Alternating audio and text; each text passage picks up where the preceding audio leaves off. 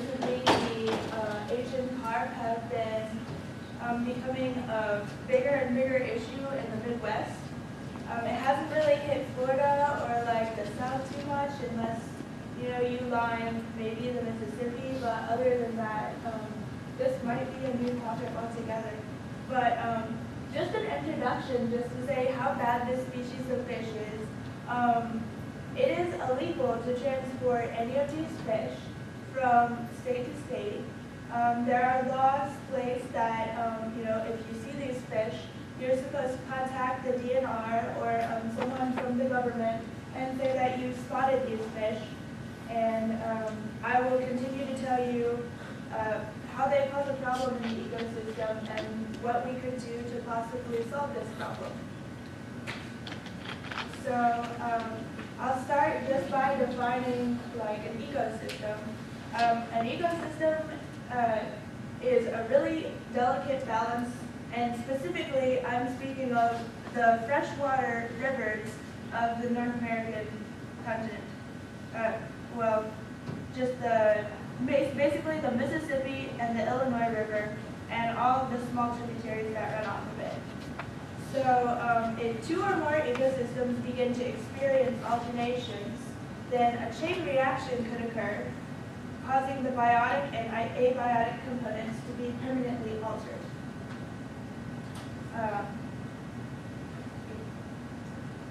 The invasive species are defined as a species that is harmful to not only just the ecosystem, but actually harmful to humans and or both. So let me talk about each one of these fish. Asian carp are not just one species, but they're 4 species of fish. And in fact, we can go through each one individually, but they're each different. The first one is a silver carp. They're known as the flying fish. And silver carp can become 100 pounds or more easily. And they jump out of the water, hence their name, the flying fish. They don't have true stomachs, and so they can eat constantly all day. And they have caused concussions and injuries to fishermen and people boating down the river. In fact, the easiest way to catch them is to guide your boat down the river and just allow them to jump into your boat. They're the most prevalent of the threat because they've actually physically hurt humans, but they're not the most widespread of the Asian carp. They can eat, they're filter feeders, and their closest, you can do the next one. The closest carp for the most spread out through the United States is actually the grass carp. They don't really talk about the grass carp too much in the news because it doesn't jump out of the water, it doesn't cause human harm directly, but it's spread throughout basically the entire United States. And what it does is it eats the aquatic vegetation, taking away from other fish's breeding grounds and habitats. And so one year there might have been a lot of vegetation where fish would have like their eggs, but the next year it will be all gone because the grass carp have eaten all of it. The next invasive species is the black carp. And the black carp are a type of fish that they eat the mussels and small, shrimp-like creatures in the aquatic systems. And so they have direct competition with a lot of bird life and a lot of aquatic life that also eat the same food. They eat a lot of snails and mussels. And then the last carp is the bighead carp. And the bighead carp, just like the silver carp, is a phytoplankton filter feeding massive giant. It is the biggest of all of the Asian carp, growing up to maybe 120 pounds, possibly more. The biggest sighting is, I think, around 120. They've yet to find one bigger. But they can eat up to 40% of their body weight every day, therefore depleting the water sources terribly of the phytoplankton. So I'll talk about their background. Carp are actually native to Eastern Asia, and they're found in northeastern China and Siberia. Originally, they were moved to the United States to control the aquatic vegetation and in the water. But they were introduced a while back ago, but they were not carefully, kept in balance, and we didn't really expect them to multiply exponentially in the systems. So they became invasive around. They started noticing them like in the 1980s. They were released. They were considered invasive by like 2000, and they completely took over the waterways by like 2005. So specifically, the silver carp do not jump in Asian waterway systems. We're not really sure about this conundrum. It's actually something special that they only do here in the States. It's because of the disruption in the water from the motorboats that they don't like, and so they jump out of the water.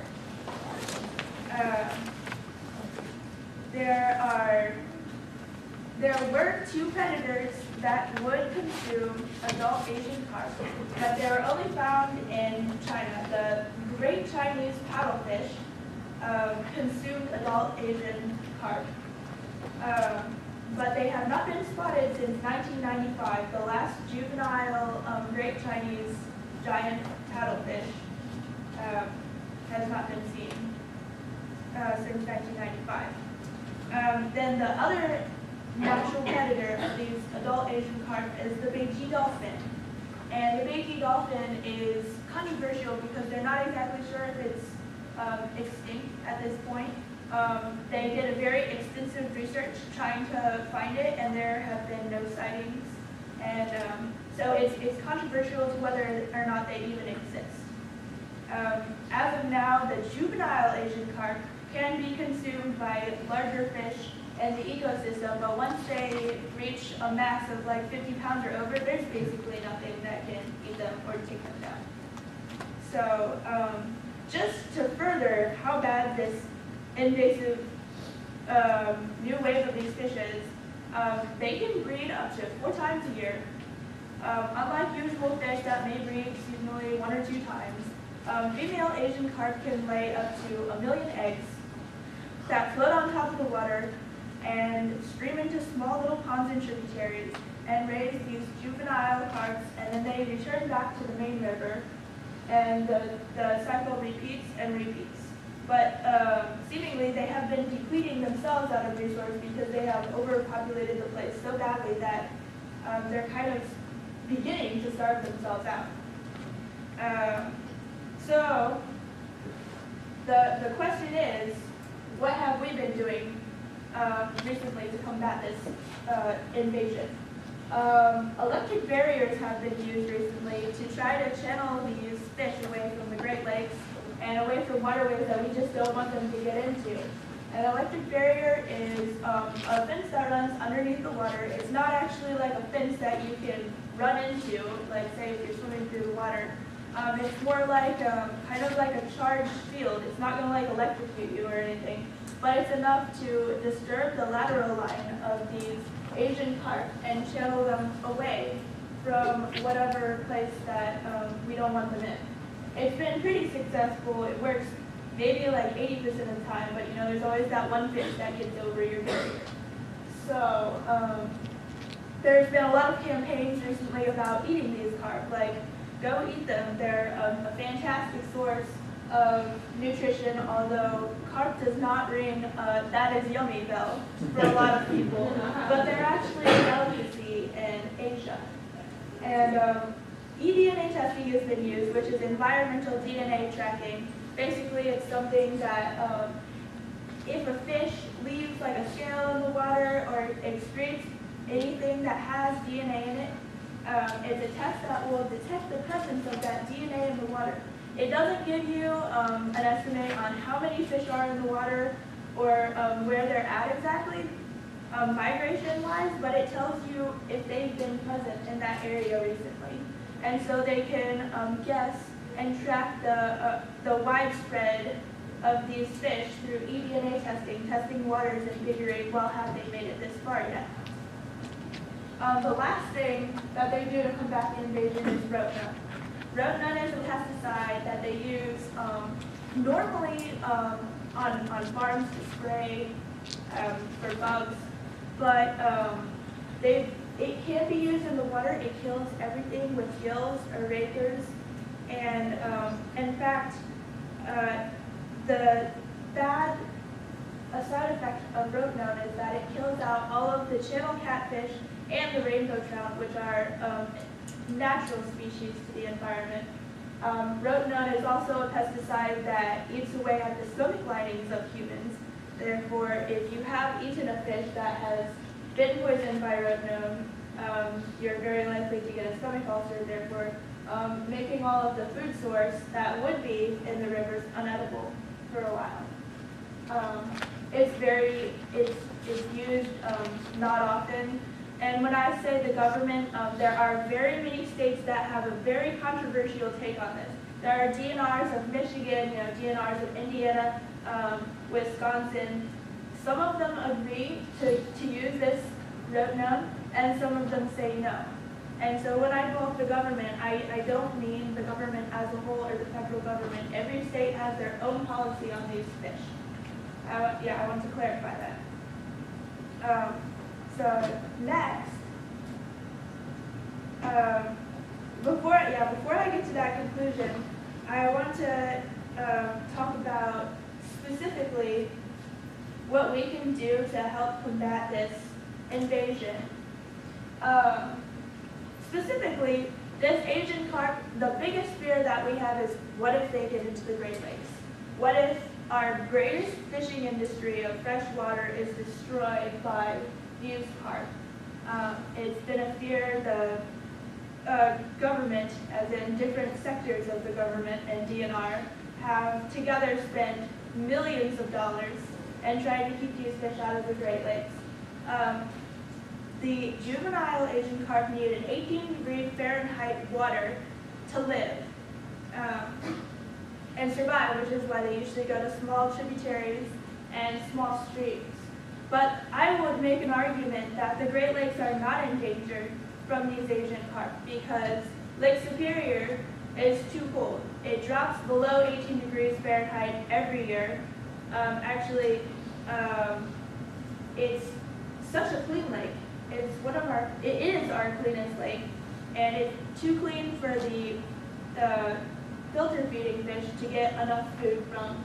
And since it freezes over every year, it would cause basically the organs of these Asian carp to shut down. So even their breeding seasons would be destroyed, and they would not even be able to reproduce. Lake Erie is our warmest lake, but the problem is that it has stagnant waters. And Asian carp need a very turbid water to reproduce and carry their eggs off away to little streams and tributaries to live, which makes the Illinois River and the Mississippi River just absolutely perfect breeding grounds for these fish. But Lake Michigan has been taken over by these quagga mussels that have basically cleaned it up over the years, and there's not estimated not enough food to sustain the large mass of these Asian carp going in. Although the fish could migrate in and out of the Great Lakes, they're not going to take over the Great Lakes because the conditions aren't right. It's possible that the adult Asian carp could go in seasonally and deplete some of the Great Lakes resources, but I don't foresee them completely overtaking that ecosystem. Asian carp are actually an incredible source of fatty acid omega-3, which is something that our bodies don't naturally make, but we need it. And it's not like you can find it in too many things. It's found in a ton of fish. But I would advocate that we can harvest these fish for their fatty acid omega-3 and eat them for human consumption to combat this invasion. We actually have one of the world's richest resources in the middle of our Midwest that we're just trying to combat, but the thing is we could be feeding millions, and we could really be taking this campaign around and really working to get jobs in, get people to harvest out these fish, and sell them on the market. They're beautiful, they're very clean, they're wonderful to eat. I've been down to the rivers, I've seen these fish, I've been to restaurants that serve these fish, and although they might have a bad name of carp or fish that eat the trash of wherever they are, which is not necessarily true. Some fish do eat the detritus, but they're beautiful sorts that we should never ignore. Thank you.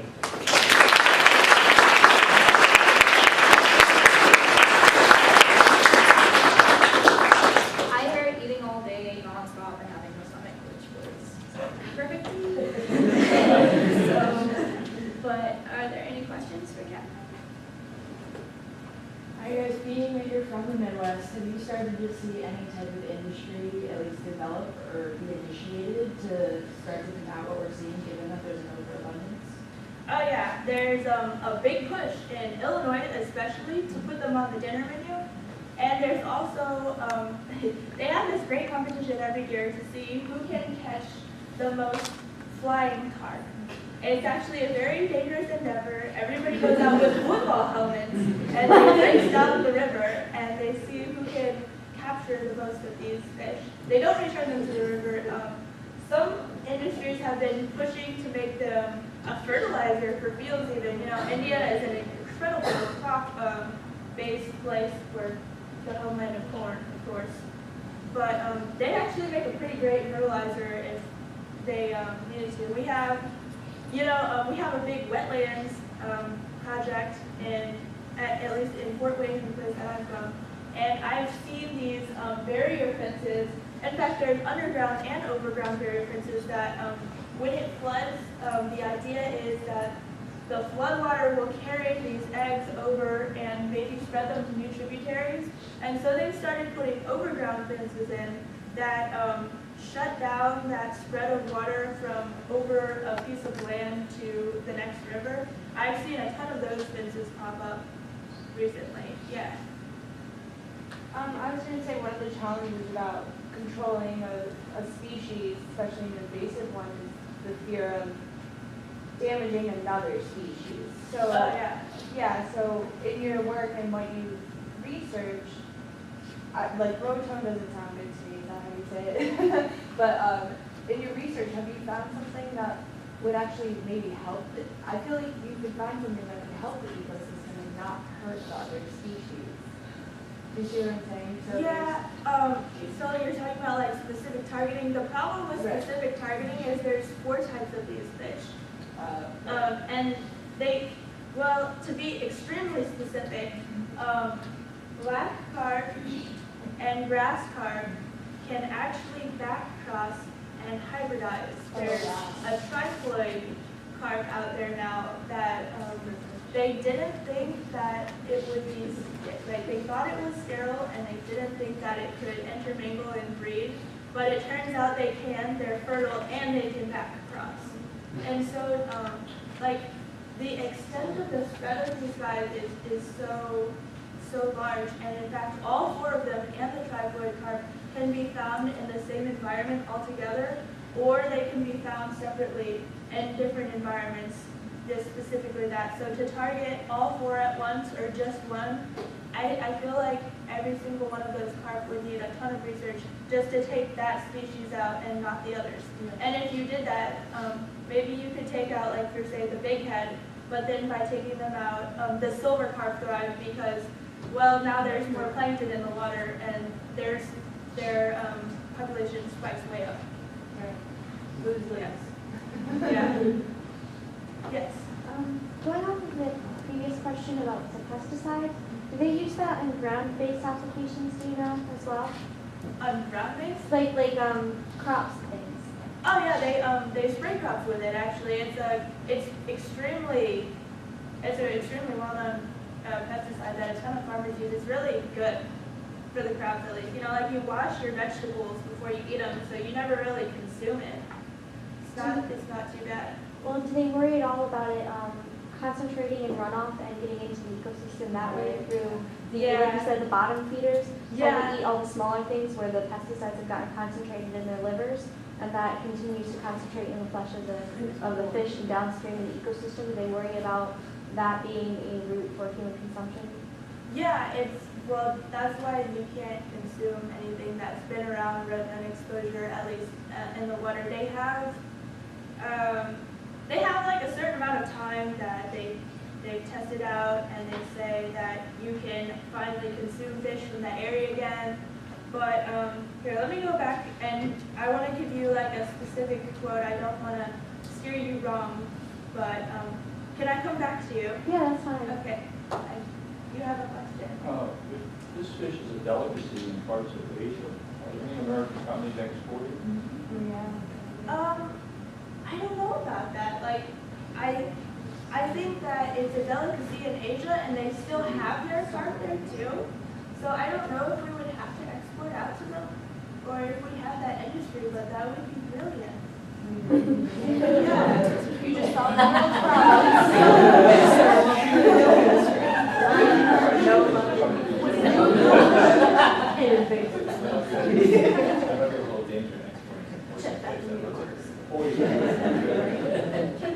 Although it comes the other way.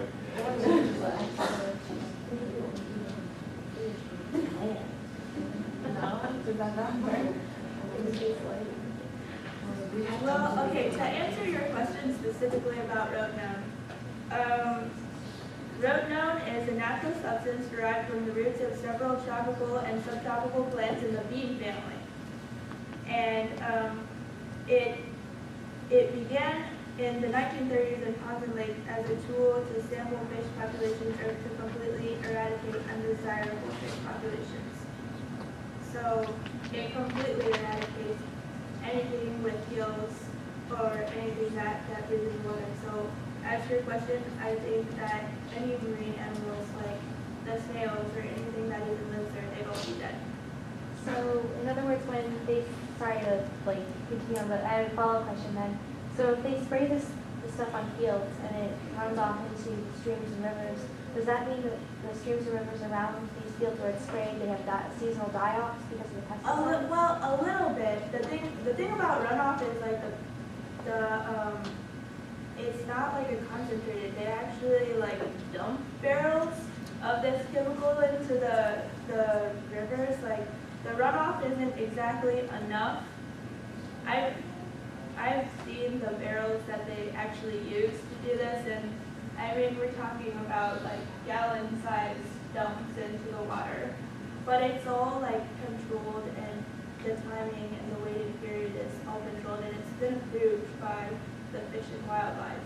I'm not really sure if it should have been approved. That's an argument that I did make, that I think that we should stop using that, but